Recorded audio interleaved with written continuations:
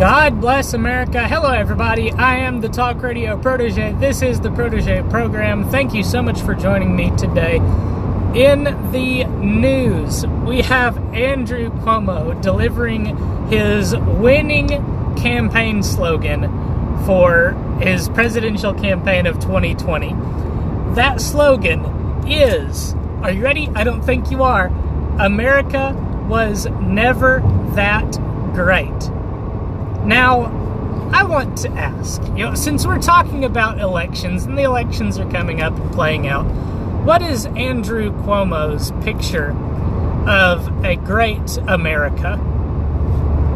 We have not reached greatness. We will reach greatness when every American is fully engaged. We will reach greatness when discrimination and stereotyping against women, 51% of our population, is gone, and every woman's potential is realized and unleashed, and every woman is making her full contribution.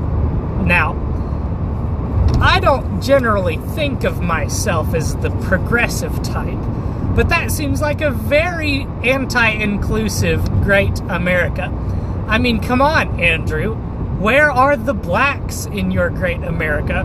Where are the Hispanics, the Latinos, the gays, the lesbians, the transgenders, the pluses? Where are all of those people? On a more serious note, this leads me to what I think I could devote an entire video to this discussion, but it's one of a patriotism disconnect between the left and the right. And to talk about this, I want to share with you what a couple of dictionaries define patriotism as, just as a baseline understanding. Wordnik, which is the preferred dictionary of DuckDuckGo, the search engine, defines patriotism as love and devotion to one's country. Dictionary.com defines patriotism as devoted love, support, and defense of one's country, or national loyalty. And I think that it's safe to say that a majority of Americans, and definitely most Republicans, think this way on patriotism. That they think that patriotism means I love the country, and that's why they call themselves patriots. A lot fewer Democrats and liberals call themselves patriots, but they do not hesitate to invoke patriotism. You might remember Hillary Clinton's famous shrill speech where she said that we ought to be able to disagree with this administration or any administration, and that ought to be patriotic. And here's the thing. I don't disagree with the idea that we ought to be able to disagree with any administration. But that's where the split is in in the patriotism between the right and the left. Is the right thinks of patriotism as loving the country, and the left thinks of patriotism as challenging the country. And I use the word challenging loosely because from their perspective, they're challenging the country to be the quote-unquote best version of itself. Now I think that if Andrew Cuomo had been asked, that he would have said that that speech was patriotic, that it is a patriotic thing to say that America is not great because of its past and current offenses against progressivism. But the thing is that progressivism seeks to erase and in some situations outright undermine America, and that is not a patriotic thing. Undermining a country is not, by the current definition, a patriotic thing to do. It would be a patriotic thing to say America is great and getting greater because we're making strides towards doing particular things. But that's not what progressives are saying. Progressives are saying America is not great, has never been great, and we won't be great until we do X, Y, and Z. That's not patriotism because it undermines the It undermines loyalty and devotion to a country to say that the country is not and has not been great. Now, I think we could spend a lot more time talking about this disconnect and about patriotism, but there are a couple of other stories that I want to spend time talking about today. The next one that I want to talk about, and I don't think we'll spend much of our time on this because I've spoken somewhat about it in a previous video. Trump finally got around to revoking ex-CIA Director John Brennan's security clearance. And I think that he went in a convoluted way of doing so. You could have taken a much more simpler stance and made it a lot easier for yourself in the future. But Trump revoked Brennan's security clearance. And if you know who John Brennan is, you might know why already that Trump has said that he revoked this clearance. But he said that other Obama-era,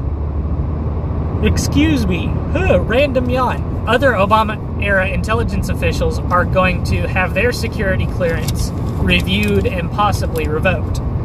But, let's continue. White House Press Secretary Sarah Sanders read a statement on behalf of the president during the start of a press briefing saying Brennan has a history that calls his credibility into question. Now, I, for one, as I said in a previous video, don't think that we have to talk about people's credibility when we talk about their security clearance. I think the only question we should ask is, does this person need this security clearance to perform their day-to-day governmental functions? And the answer is either yes or no. If the answer is yes, then they should keep their security clearance. If the answer is no, then their security clearance should be revoked.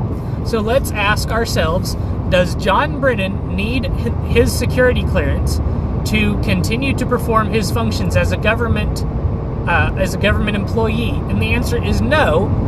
And the rationale is John Brennan is no longer a government employee. Therefore, he doesn't need his security clearance.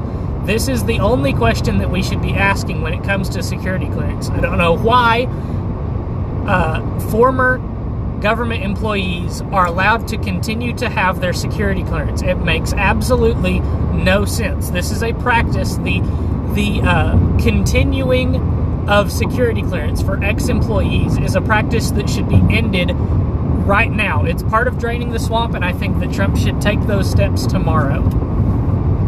But I've spent a lot more time talking about this in a previous video, so I'm not going to spend a lot more time talking about it right now. I want to spend some more time talking about, another random yawn. I want to talk a little bit here about some of the primary elections that happened last night. And I think that this headline captures it. Dems pick firsts, GOP goes for Trump favorites in primaries. There were a few primaries last night. One primary was resolved but did not take place last night. And the short version is exactly as you see it here. Trump candidates backed by the president won their Republican primaries last night, and a lot of what I call skin-deep diversity won in primaries from last night on the Democrat side. I'm not going to go through and name each of the individual primaries or pick through all of the individual candidates, but suffice it to say that this is the case. And I think that it's pointing to not just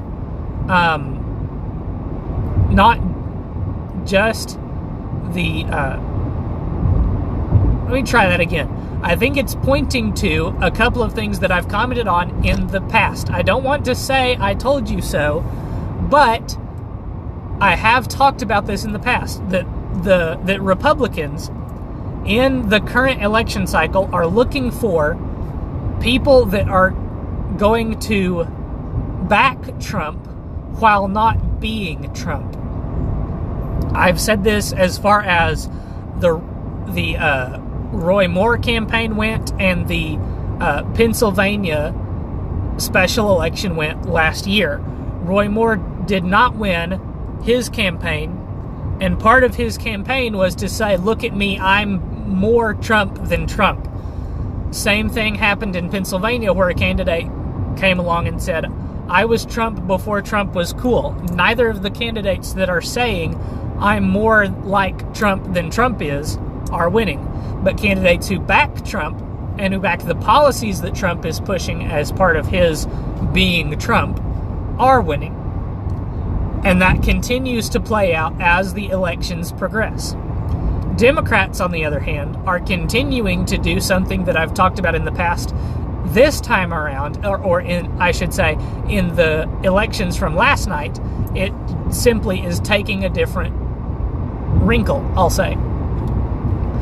Democrats are increasingly wanting candidates who practice what they preach.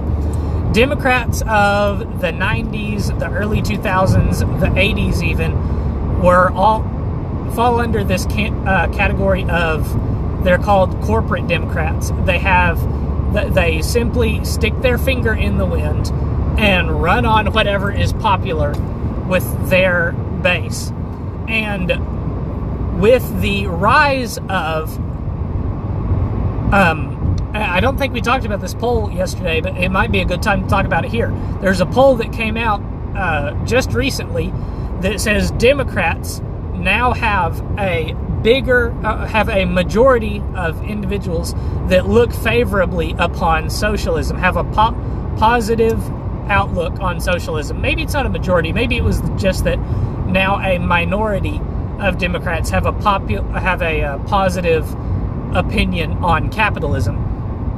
But again, it's a growing minority rather, of Democrats that have a positive outlook on socialism. And I've been saying socialists, revolutionaries want leaders who openly back their policy. And with corporate Democrats, socialist voters were not getting that. Corporate Democrats do not support socialism because I think they see the writing on the wall when it comes to socialism. They see that they will ultimately be knocked off the pedestal when it comes to socialism, that it is not their class that will be in power after a socialist revolution. So they don't back socialism. And the socialist voters of the Democrat Party want socialism. The same thing kind of goes, goes for this diversity stuff that Democrats have been pushing, this progressive diversity. Democrats want to vote for diversity. They don't just want to vote for a person that preaches diversity. They want to vote for a person that practices diversity. And as a white person, you cannot practice progressive level diversity. Therefore, it's only natural, I think, that Democrat primary voters would go for so many of these firsts, as Newser calls it, that they would select in record numbers non-whites and non-males for their elected office, because they want to elect people that practice what they preach. And again, you can't practice diversity as a white person or as a male. You can only preach it. And so now Democrats are voting more and more for these candidates that embody progressive diversity.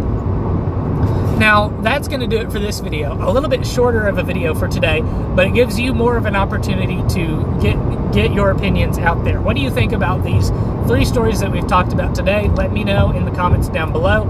Leave a like if you enjoyed this video. Hit subscribe and hit the bell for notifications so that you don't miss future videos. Thank you again so much for watching. I hope that you'll come back and join me next time. Until then, good night and God bless.